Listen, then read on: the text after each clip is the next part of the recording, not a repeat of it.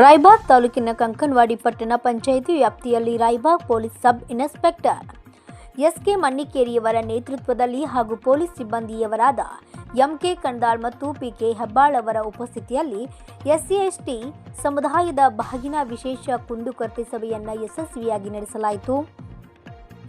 ಪರಿಶಿಷ್ಟ ಜಾತಿ ಮತ್ತು ಪರಿಶಿಷ್ಟ ಪಂಗಡಗಳ ದೌರ್ಜನ್ಯ ತಡೆ ಕಾಯ್ದೆ ಹಾಗೂ ಲಭ್ಯವಿರುವ ಕಾನೂನು ಸೌಲಭ್ಯಗಳ ಕುರಿತು ಸಾರ್ವಜನಿಕರಿಗೆ ವಿವರವಾಗಿ ಮಾಹಿತಿ ನೀಡಲಾಯಿತು. ಸ್ಥಳೀಯವಾಗಿ ಎಸ್ಸಿ/ಎಸ್ಟಿ ಸಮುದಾಯದವರು ಎದುರಿಸುತ್ತಿರುವ ಸಮಸ್ಯೆಗಳು, ದೂರುಗಳು ಮತ್ತು ಕಾನೂನು ಬಾಹಿರ ಚಟುವಟಿಕೆಗಳ ಕುರಿತು ಮಾಹಿತಿ ಪಡೆದು ಸೂಕ್ತ ಪರಿಹಾರ ನೀಡುವ ಭರವಸೆಯನ್ನು ನೀಡಲಾಯಿತು.